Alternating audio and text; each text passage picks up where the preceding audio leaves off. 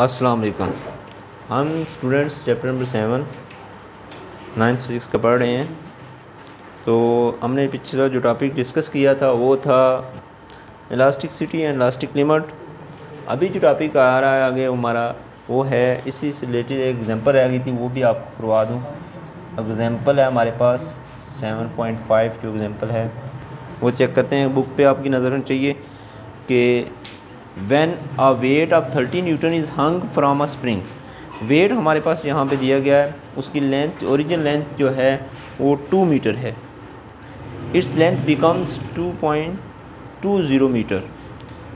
अब जो ही उस लेंथ में इजाफा हुआ तो वो हमारे पास लेंथ आई है, एक्सटेंशन के अंदर आई है जो वो है 2.20। Calculate the spring constant for the, हमने स्प्रिंग कांस्टेंट के इसमें फाइंड करना है। If the elastic limit is not exceeded, कि इलास्टिक लिमिट उतनी कितनी है लेकिन हमने के यहाँ पे फाइंड करना है। तो फोर्स हमारे पास दी गई है, फोर्स जो है वो है 30 न्यूटन दी गई है। लेंथ जो है इनिशियल लेंथ ऑफ वायर है जो है L1 जो है वो है हमारे पास 2.0 मीटर है, और L2 जो है वो है 2.20 मीटर है। एक्सटेंशन हमने इसमें देखें कितनी आई है वो चेक कर लेते हैं। एक्सटेंशन जो है x is equal to L2 minus L1 is equal to 2.20 minus 2.0, तो आ जाएगा हमारे पास 0.20 मीटर। ये एक्सटेंशन इसके अंदर आई है, x हमारे पास ये आ गई है। अब हमने यहाँ पे स्प्रिंग कांस्टेंट फाइंड करना था के, टू फाइंड स्प्रिंग कांस्टेंट के वी नो दैट के इज इक्वल टू हो जाता है F/x। अब के हमारे पास हमें कोई पता नहीं है, तो f की वैल्यू 30 है और x 0.20 है, तो k इज़ इक्वल टू 30/0.20 हमारे पास आ गया जी 150 Newton per metre. 150 Newton divide करने से हमारे पास ये स्प्रिंग कांस्टेंट आ गया है। ठीक है, तो ये था स्प्रिंग कांस्टेंट। नेक्स्ट जो आ रहा है उससे हमारा टॉपिक आगे टॉपिक शुरू हो रहा है वो है stress, strain and young modulus. Stress, strain and young modulus. सबसे पहले हम यहाँ पे स्ट्रेस को देखेंगे। कोई भी फोर्स जो आप किसी भी हम वायर पे लगाते हैं तो उसके अंदर एक्सटेंशन जो है वो जारी बात है होती है, क्योंकि उसके अंदर इलास्टिसिटी भी पाई जाती है। तो यहाँ पे जो स्ट्रेस की डेफिनेशन है वो ये है कि स्ट्रेस को जो है stress applied on object is the force per unit area. Stress सबसे पहले हम the force per unit area is known as stress.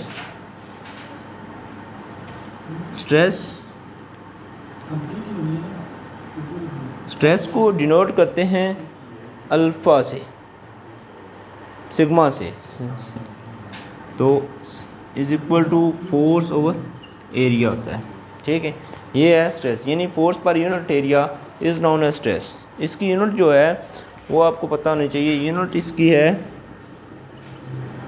Pascal, newton per metre square, newton per metre square which is equal to pascal, तो pascal के इक्वल होती है। ठीक है, आगे आ रहा स्ट्रेन। टर्म्स हैं इसमें, जो स्ट्रेन जो है they may be a change in length, shape और volume of object when stress. यूँ ही स्ट्रेस अगर किसी भी चीज़ पे अप्लाई की जाए तो उसके अंदर पता लेंथ में, उसकी शेप में, उसमें वॉल्यूम में कोई तब्दीली रूनुमा होती है। दैट जो तब्दीली रूनुमा हो रही हो वो स्ट्रेन कहलाती है। अब if change in length then strain is known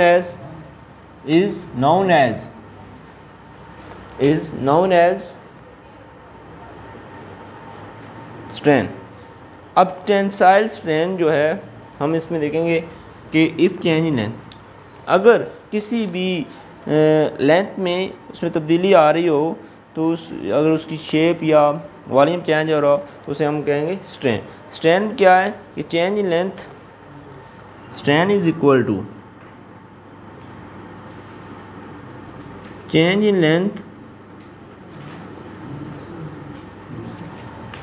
length over original length यानी डेल्टा एल बाय एल। इसकी यूनिट कोई नहीं होती, स्ट्रेन की यूनिट कोई नहीं होती, ठीक है। Unit has no unit, it has no unit. आ गया यंग मॉडुलस। अब यंग मॉडुलस जो है वो निस्बत, वो रेशो है स्ट्रेस और स्ट्रेन के दरमियानी जो रेशो पाई जाती है उसे हम यंग मॉडुलस कहते हैं। It is the ratio of tensile stress to tensile strain, then it is called Young modulus. आगे आ रहा है young modulus.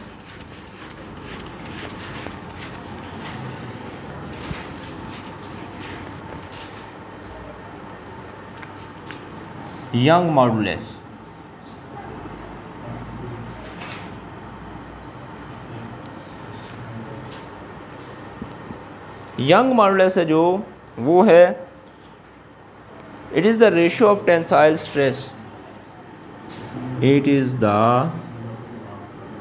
Ratio of tensile stress to tensile strain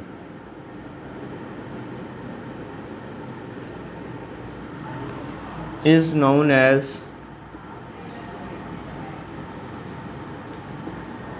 young modulus। Young modulus. अब Young modulus को हम denote करते हैं Y, capital Y से। वाई इज इक्वल टू आ जाएगा हमारे पास F by A over delta L over L, ठीक है। F L over F L divide से divide delta L A delta L हो जाएगा। ये जी यंग मॉडुलस निकालने का तरीका है, ठीक है। अब Young modulus has the same unit as stress. जो यंग मॉडुलस की जैसे स्ट्रेन की यूनिट नहीं होती, इस तरह इसकी भी यूनिट कोई नहीं है। ये थे आज का हमारे जो टॉपिक था, ठीक है। स्ट्रेस, स्ट्रेन और यंग मॉडुलस के बारे में था, ठीक है। इंशाल्लाह आपको समझ आ गई होगी। अगले टॉपिक में मिलते हैं, ठीक है। अल्लाह हाफिज़।